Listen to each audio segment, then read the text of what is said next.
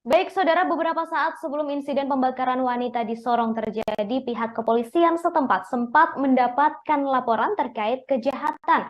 Namun saat itu tak dijelaskan kejahatan apa yang dilaporkan.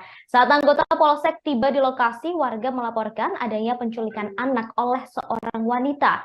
Anggota kemudian mengamankan wanita tersebut ke Polsek untuk dimintai keterangan.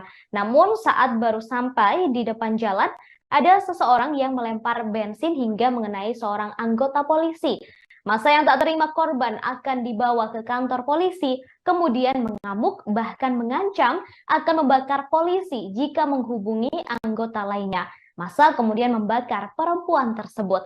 Sebelum dibakar, saudara, masa sempat memukul dan menendang serta menganiaya perempuan itu.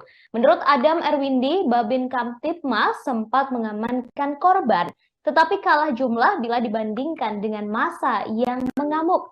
Di antara massa tersebut ada seseorang yang menyiramkan bensin dan menyulut api ke tubuh korban. Korban sempat mendapat perawatan medis di rumah sakit, namun sekira pukul 8.50 waktu Indonesia Timur, korban meninggal dunia. Insiden ini dipicu banyaknya kasus penculikan anak, kemudian korban sering mondar-mandir di daerah sekitar hingga dituding sebagai pelaku.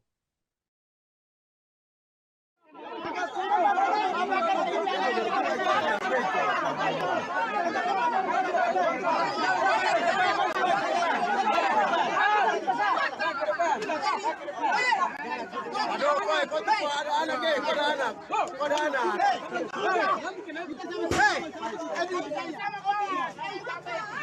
Sudah. Sudah.